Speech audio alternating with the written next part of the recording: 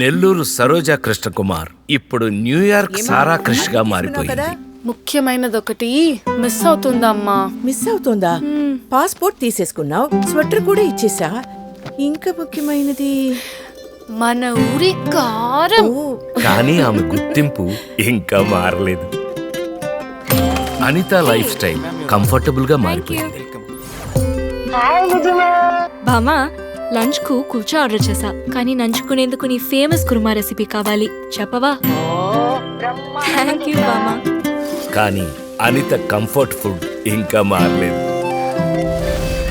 Welcome to Sharada's kitchen. ఈ రోజు home maker Sharada ఇప్పుడు హోమ్ చెఫ్ శారద గారుగా మారారు. కానీ ఆమె రెసిపీ సీక్రెట్ ఇంకా మారలేదు.